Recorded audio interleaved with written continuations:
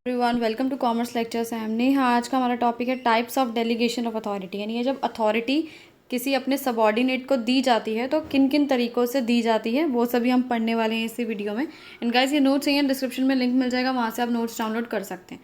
तो सबसे पहला हमारा है कौन सा तरीका, रिटन और ओरल डेलीगेशन। यानी रिटन तरीके से लिख कर या ओरल यानी मुँह से बोल कर भी अथॉरिटी आप पावर जो है दे सकते हैं अपने सबॉर्डिनेट को। Written delegation is normally given through letters, instructions या circulars. So written delegation कैसे दिया जाता है? लेटर के थ्रू, नोटिस दे दिया या कोई इंस्ट्रक्शन दे दी या कोई सर्कुलर पास कर दिया, ऐसे दिया जाता है। सो जो अथॉरिटी है वो कैसे डेलीगेट होना चाहिए? हमेशा राइटिंग यानी रिटन में ही होनी चाहिए, ताकि जो है फ्यूचर में भी उस चीज़ का रिकॉर्ड रहे और सबके माइंड में क्लियर हो किसको कितनी और क्या अथॉरिटी दी गई है। और जो ओरल अथॉरिटी है, अगर इसकी बात की जाए, ओरल डेलीगेशन की बात की जाए, इससे बहुत ज़्यादा कन्फ्यूजन हो जाती है और मिसअंडरस्टैंडिंग हो जाती है। क्योंकि कभी कभी हमें सामने वाले सुपीरियर की बात समझ नहीं आती है कि वो हमें क्या कहना चाह रहा है, उसने हमें कितनी अथॉरिटी दी है, क्या काम करने को दिया है, हम या फिर भूल जाते हैं। नेक्स्ट है आपका डेलीगेशन ऑफ जनरल और स्पेसिफिक अथॉरिटी। यानी जनरल अथॉरिटी या स्पेसिफिक अथॉरिटी भी तरीके से दी जाती हैं। तो जनरल डेलीगेशन की बात की जाए तो इसमें क्या आता है? Individual generally performs all the functions in the department. जब जनरल डेलीगेशन दिया जाता है, जनरल अथॉरिटी दी जाती है, तो इसमें एक इंडिविजुअल, एक सबॉर्डिनेट सारे फंक्शंस परफॉर्म करता है अपने डिपार्टमेंट के, चाहे प्लानिंग हो, चाहे ऑर्गेनाइजिंग हो, चाहे डायरेक्टिंग हो, कंट्रोलिंग हो, सारे काम उसे ही करने पड़ते हैं। क्योंकि जनरल का मतलब ही क्या होता है? जिसमें सब चीज़ें इंक्लूड होती हैं। लेकिन अगर स्पेसिफिक डेलीगेशन दिया जाता है तो ये क्या होता है? किसी स्पेसिफिक टास्क या फंक्शन के लिए दिया जाता है। जैसे कि अगर तो बोल दिया कि सेल्स के रिगार्डिंग आपको ये चीज़ देखनी है, बस इसी की आपको अथॉरिटी है और किसी चीज़ की अथॉरिटी नहीं है ना। तो एक पर्टिकुलर टास्क से रिलेटेड कुछ अथॉरिटी दी जाती है तो वो स्पेसिफिक डेलीगेशन दिया जाता है।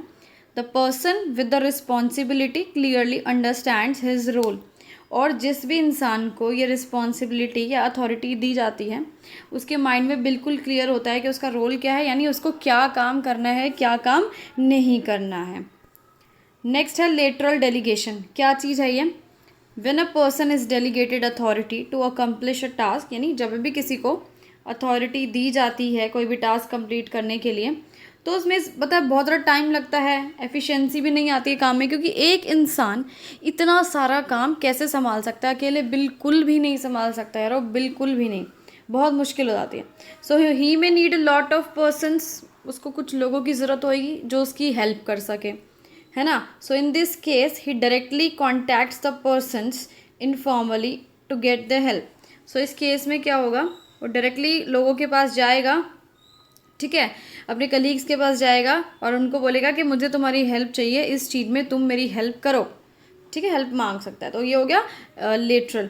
इसमें क्या है? फॉर्मल तरीके से अथॉरिटी नहीं दी जा रही है, इनफॉर्मल तरीके से लोगों से काम करवाया जा रहा है।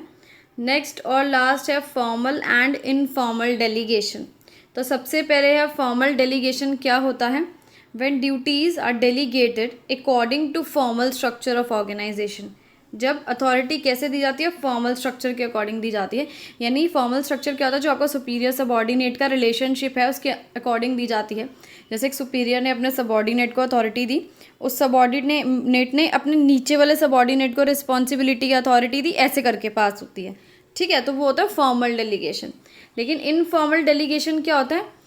उसमें ऐसा नहीं होता, सुपीरियर सबॉर्डिनेट का कोई रिलेशनशिप नहीं होता।